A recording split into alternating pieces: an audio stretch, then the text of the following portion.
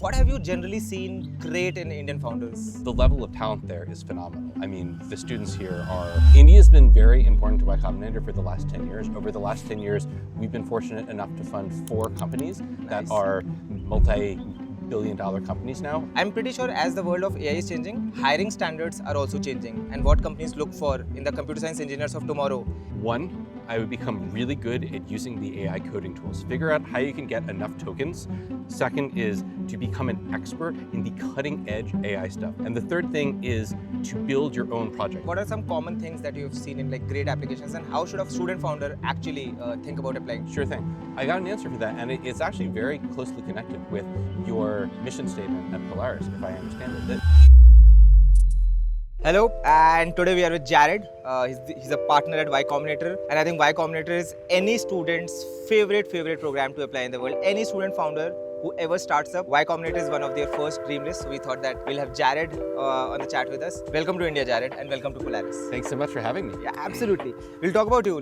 Since we talk about Y Combinator, what do you think about student founders, and what kind of founders do you really like? And yeah, we'll start with that. Yeah, sure. So we're here in India. This is Y Combinator's first official trip to India, which is crazy because we funded a number of really big companies in India, but this is our first time going here specifically to recruit founders.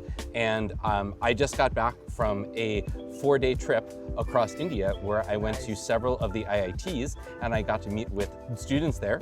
And now we're here at your campus where we're doing VibeCon with the Immersion founders, which is an awesome event that you should talk about. Thank you. Yeah. And then tomorrow we're doing Startup School India, where we're going to have 2,500 people in Bangalore. We've done Startup School all over the world, and this is our first time bringing it to India. Nice. Looks like you really love India, and I think you have some sort of fascination for India. And does Y Combinator really think a lot about India? Is India one of the focus geographies? And what have you generally seen great in Indian founders? Yeah, absolutely.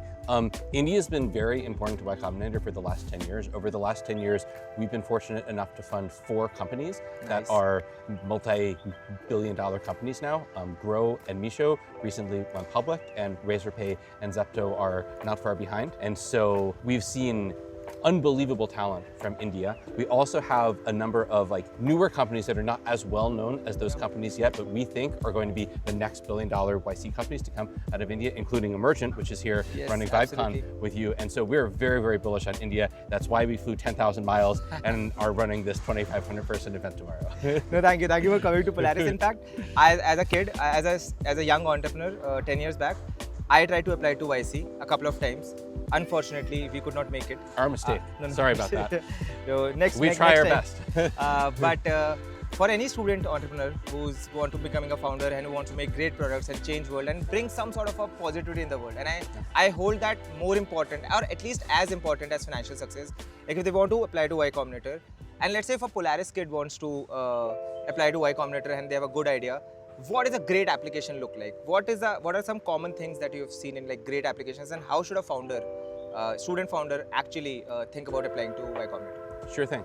I got an answer for that, and it's actually very closely connected with your mission statement at Polaris, if I understand it. The most counterintuitive thing to understand about applying to YC is most people think that YC evaluates ideas or we evaluate traction. And that's just not how we think about it. At YC, we look at the founders. That's what we're looking at. We don't always get it right, but our goal is to fund amazing founders. And we actually don't really care what they're working on. And we don't really care if they have revenue or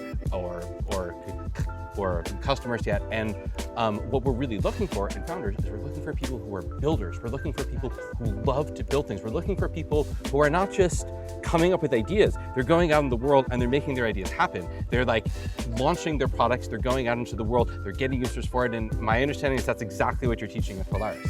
No, that's absolutely true. And apart from Polaris, you have gone to a lot of campuses in the country. I think that's the best way. I think one of the best ways to explore a country is to go to the education institutions, because that is where you see not just the present but the future of the. What are some things that you have seen with traditional education in India, and what do you think should change? Because you also come from US, and that is the hotbed of innovation. I think nobody is moving as fast as Silicon Valley in the race of AI. So we'd love to see we'd love to learn what you have seen in the Indian campuses, and then we'll go to what can we learn from the West. I'm not an expert. I've only been here for a few days, but I was fortunate enough to get to spend a few days at some of the top schools in India. The thing that I learned is the level of talent there is phenomenal. I mean, the students here are as smart, or if not smarter, than the students back home at Stanford and MIT. But I think they're being held back by the educational system in some ways. The IIT's curriculum, computer science is changing so fast. Right now, it's hard for any traditional college to keep up with how fast computer science is changing with AI. And the best way to learn to be a great programmer, as you know, is not to sit in a classroom and take an exam on a piece of paper. It's to actually build stuff yourself, to build your own projects, to take ownership of your own ideas, to build stuff that you find fun and exciting. And I don't know that the schools here outside of Polaris are doing a great job creating that sense of curiosity and the joy of building, as opposed to this idea that everything that you're doing is for an exam, for a grade, in order to get a job. And when a lot of your companies who are back in the States or anywhere else in the world, let's say there's an Indian student who wants to apply at like global companies in the States. I'm pretty sure as the world of AI is changing, hiring standards are also changing, and what companies look for in the computer science engineers of tomorrow is also changing. So if you had to give 3 advices to any student, any Indian student who wants to be a computer science programmer or a developer or a product builder on a global stage tomorrow, what would those 3 things be, which they're probably not doing as much in India today? Absolutely. I have 3. 1, I would become really good at using the AI coding tools. Figure out how you can get enough tokens to really get the AI coding stuff to do a lot of work for you, because that's what every company is looking for, is people who can actually employ AI to write code, not write code 1 character at a time on their own. Second is to become an expert in the cutting edge AI stuff. Use Twitter, use YouTube, follow the top computer scientists, the top AI researchers, and be the first person to tinker with the new open source and like open AI stuff that you can just download and try. And the third thing is to build your own projects. If you're only building stuff that someone is telling you to build, you're not really learning how to be an engineer. If you're really being engineers, it's not about building stuff people told you to build. It's about coming up with your own ideas and then creating the thing that expresses your idea into reality. Nice. That is so aptly said. I wish I had known that when I was a college kid. Is that what you're teaching at Polaris? Yeah, that's something that we want to bring a change, and we want to make it as close to the industry, so that when students come into this campus and when they go to the industry, they don't feel a difference. They feel like they've already lived this life and they've worked on as fast technologies, as emerging tools, and they've already built and shipped code, so that when the first day that they go and build something, they don't feel any different. They've trained and practiced for long enough, and that training and practicing has to be in the campus itself, not after you go to the industry. Talking about one last thing, when why Combinator, it is I'm telling you, it's one of my favorite programs in the world, and so it is for all these Indian students who want to do entrepreneurship. When somebody applies to YC, do you have a bias towards younger people or older people, or do you only select somebody if they are from great tier 1 universities, or you are agnostic? How does people, because in India, people think that if you're not from a very well known, or if you're not from a very traditional and a very old university, you will not do good in life. That's a common perception. But how do you see when some founder applies to you but they're from a new age school or a new age program? Does that really make a difference? Yeah. No, it's funny. When YC started funding Indian companies 10 years ago, we didn't know anything about India. We didn't even know what the good schools in India were. So when founders applied, we couldn't even tell you if they were from a good school, because we didn't even know what the good schools were. Unlike the Indian VCs, who had this mental model of oh, these are the schools or the kinds of backgrounds that people should have in order to be good founders. We were a blank slate.